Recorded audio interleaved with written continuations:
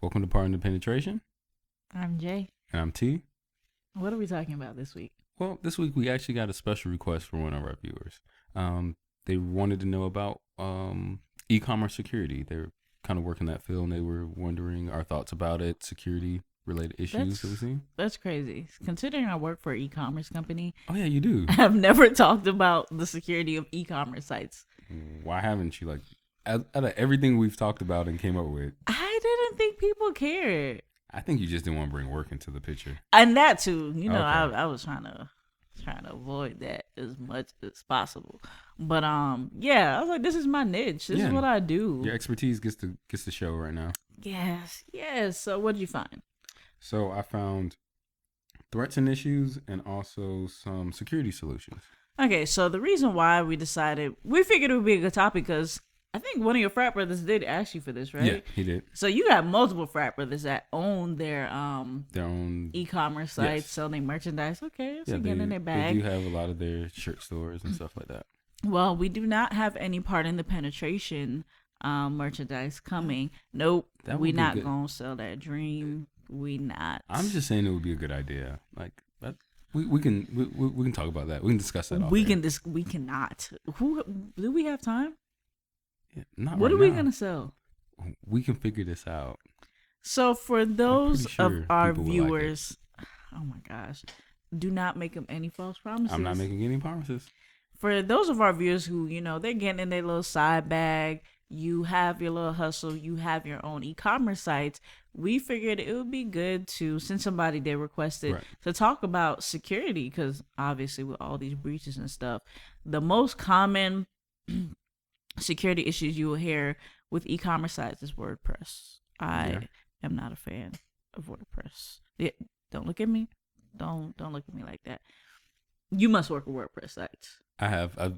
You know that I like to do websites, so I'm trying to dabble my hand in that. This is news to me. No, we've had this discussion. Because I've been waiting for our website for. That's coming. I've had things to come up. It's on its way. Iceberg might be here before that. Iceberg will definitely be here before that. Oh wow! But no, I'll get it done. We'll get it working. Okay. Well, since Trent is in his web design bag, yeah, we figured it would just be good to share knowledge on the security of e-commerce sites. Yeah. So the threats and issues that I found, some of the biggest ones, actually, we want to start with one of the biggest ones is financial fraud. As you know, people love to call in, they love to make their purchases and then come back and return them. They want to do these refunds for the stuff that they purchased illegally. So you want to make sure you're aware of that. And that's like the biggest blow to people that own websites. Yeah, because you have to buy MasterCard, they're charging it back or they're filing a dispute and buy MasterCard and Visa's regulations. I think the worst thing is when they actually receive the package and then they want to do a chargeback. Oh yeah, those be the worst type of people. Don't be that person. Oh no, I worked in that when I did fraud on when I investigated fraud on credit cards.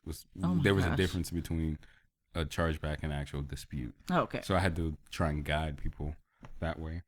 Another thing that you'll run into is also spam. So when you have your product reviews on your page and people are commenting on them, that also opens a gateway for any attackers to want to post links to misguided websites, things like that. Also, they could spam your social media inbox with those things. True. Now we're getting a little bit more technical.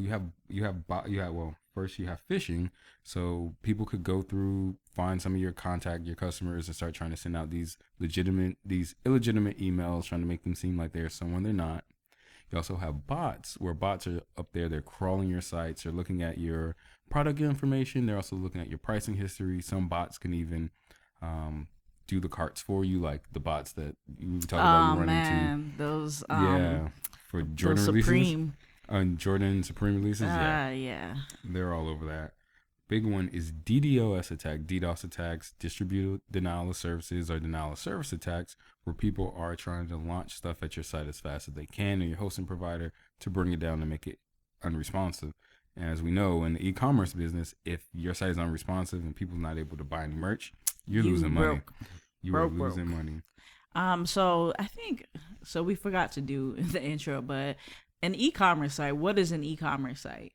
So think any shopping that you do online, or you go to Macy's, Target, the dollar store if they have an online session. Sally, who is, selling her shirts online for you. All that's e-commerce. Good examples would be like Amazon, Right. Etsy, Shopify, any WooCommerce sites. Those are an example of e-commerce. So I work for an e-commerce company. We are a hosting provider, and we also sell a shopping cart. So we're giving those two services in one. Not every e-commerce company will do that. Right. Some just sell a shopping cart and you host on a different provider, Right. And vice versa. So with Trent bringing up those security flaws, I wanted to talk about it from my perspective because it's what I've been with company like 5 years now. It's your bag. Yeah, so it's just like I see this all the time. So Trent did say, he did talk about spam. Right. So I definitely would recommend having two separate emails. One is for like your admin, where you're doing administrative stuff, and then the other one is where specifically for the cart. So if someone is leaving a review, they're leaving a comment, it won't affect your main email. I know not many shopping carts give you that option to use separate emails. Okay. But that's just my suggestion. And then also be aware of the stuff you are clicking in your emails. Yes. So if you're using your Mac or your Windows computer or whatever, do not be clicking on links. Don't be clicking on attachments. And I know we get so much stuff in a day, especially when you're trying to run a business online. But that's what you don't think about it. Exactly. So you can get, caught slipping like that. Right. But make sure that your antivirus is up to date. Make sure that you're using a decent antivirus, and it will warn you like, hey, this is spam. Right. Be sure to check that email to make sure where it's coming from, because a lot of time that's how they kind of get you. Hey, this is a security alert. Your shopping cart was logged into from this IP address. You will panic because you're thinking they always put something urgent, like it's a sense of urgency that they have with these. That's a main tactic of phishing. And so now you went to go click and log in. Little did you know, you just provided your credentials to a phishing site. Yep. So just be mindful of that. And also passwords. And passwords not only for you logging into your admin, but for your customers. Making sure that you're setting up your shopping cart so that your customers are making complex passwords. Yeah. So. And make sure they change them frequently. Also, if that's a. Oh, they're gonna hate that. They are gonna hate that, but it depends on how much you're like doing. It depends on that, and then it's like the capabilities of the shopping cart, right? Right. That shopping cart might not allow you. It could probably allow you to do 90 days, but what happens is, does it have a password history option on it? Because I can just turn around and use the same password. So definitely passwords, and making sure that your systems are configured securely. So one of the major things when it comes to e-commerce is making sure that you have an SSL certificate. So SSL is Secure Socket Layer Authentication for web and data protection. So when you're seeing HTTPS, that you're using a secure connection. So normally, I know personally, I'm not shopping on nobody's website if I don't see that lock. No, right? You have Chrome or even Internet Explorer. I don't know why people use that. But it will alert you if you're going to some place that's not, doesn't have a valid SSL certificate, and it'll pop up with that red thing that says beware, advanced, if you want to proceed. And if you click on that on your end, then. And as security professionals, we are advising you, do not proceed to put in your credit card information if you don't see that secure lock. Right. That secure lock means that information is encrypted. So upon that transaction of your credit card going through, it is encrypted and safe. Okay. So, and also for me personally, as someone that works in e-commerce, my biggest advice is to read the terms and services of your hosting provider and your shopping cart provider. Understand which you are responsible for versus what the company is responsible for. So are they responsible for PCI? Who's responsible for PCI? Right. So what PCI is Payment Card Industry Data Security standard. It's a set of rules and regulations created by the PCI Council. Okay. They all come together. The PCI Council is made up of Visa, MasterCard, American Express, Discover, and an international company, I want to say JCB. Okay. They all come together to create these rules and regulations to make sure that if you are handling credit card data or sensitive authentication data, that it is done so securely. Right. So anybody that's doing credit card transaction on the web needs to be PCI compliant, right? So you need to figure out, is that your responsibility or is that the hosting provider's responsibility, X, Y, and Z, right? So there's a lot that goes into being PCI compliant. The PCI compliance, when you're meeting compliance or you have that certification, it just says, yes, we verified that this organization, this company has gone through all the proper, encryption standards. They have these password policies. They're doing everything they need to do to make sure that credit card data is protected. And it gives your customer that peace of mind that, hey, if they come back, hey, I want to do business with you. Are you PCI compliant? Are you PCI certified? They'll look and say, okay, now I know that you guys are doing the things that you need to do to protect our data. Yep. And the next one is their software GDPR compliant? So what is GDPR compliance really? It's a set of complicated rules and regulations that's developed to actually protect European Union citizens for the data. There's certain things that they can do with their data. There's certain things they can request about their data. And if you get a breach and they are affected, you can face some pretty heavy fines. Yeah. Normally the fines are really aimed towards larger companies. Right. So depending on the amount of transactions that you do. But when I say GDPR compliant for software, it's like, does that company practice privacy by design? So me as a customer going to your website, when I put in my information into your website, is that encrypted in the database? Is it anonymized? How is that being handled?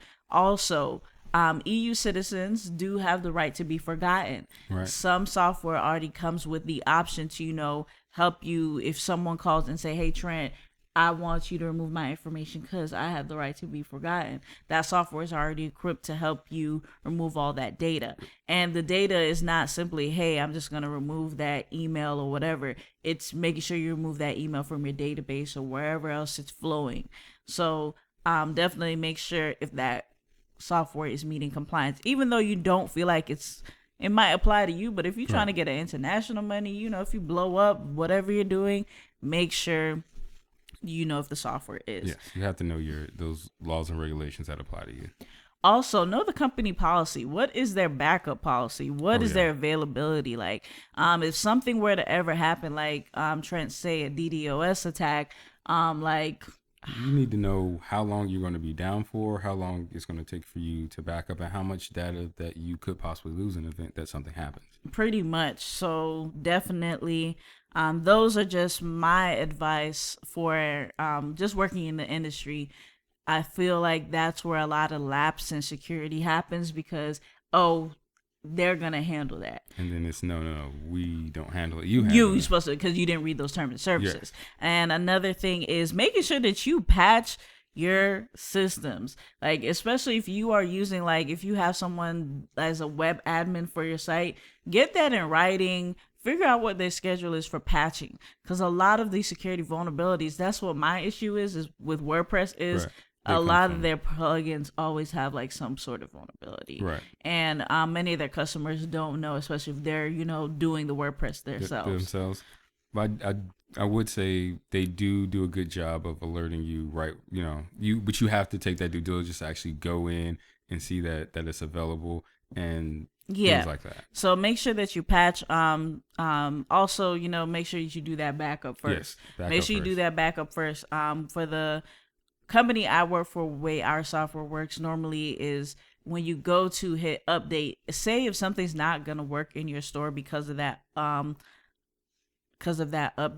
just be sure to do a backup, call for assistance or something. We already warn you, but make sure that you do that backup first, right? And then the last thing is poor network security, right? Right. Sometimes we don't have control over that depending on the type of hosting that you're going with.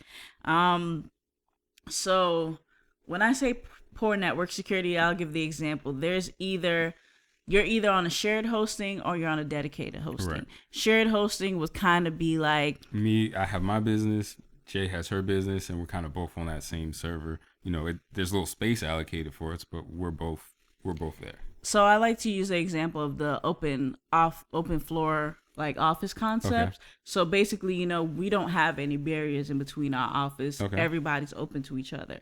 So even though Trent and I are in our own little cubicles, it's still open to the public. So if Trent gets a cold, there's a likelihood that I will get a cold too. That's kind of how shared servers work. So if something happens, if Trent's site gets if malicious software hits it, something happened, this breach, that affects the other sites on that same server.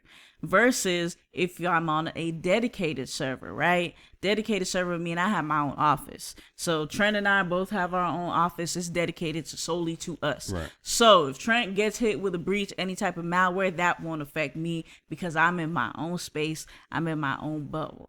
Right. But what's the catch with Costs money. it? Definitely costs money. So especially if you're a small business, it can't, sometimes it's not affordable for you, because I see hosting plans where you get this shared, community server, and it's like $5 a month, the hosting. Like, okay, that's cool. It's like, what kind of want this dedicated server? But you're looking now, this dedicated server is $120 a month. So, that's over. Stack your spending each. It's like the more security you want, you're always gonna have to pay money. What Right. else is like that?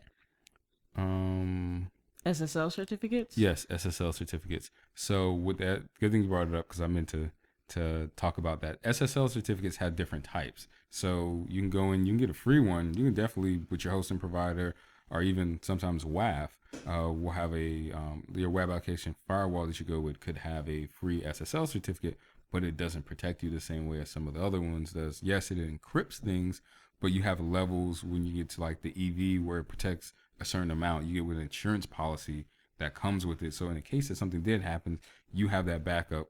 Then if you just had a free one, you're like, can't afford this, I want to get a free one. No, you want to weigh your options between what you can afford and what you can afford to protect.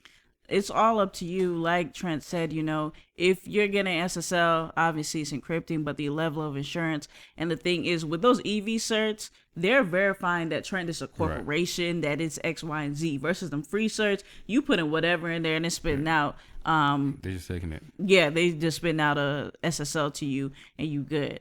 And also the good thing about, I know we don't want to dive too much into it, but good thing about SSL certs is that they help with your Google ranking for SEO. So Google does look at that, and you can hit Google search pages higher if you have your SSL certificate. Yeah, we definitely not talking about SEO because y'all ain't paying us for that.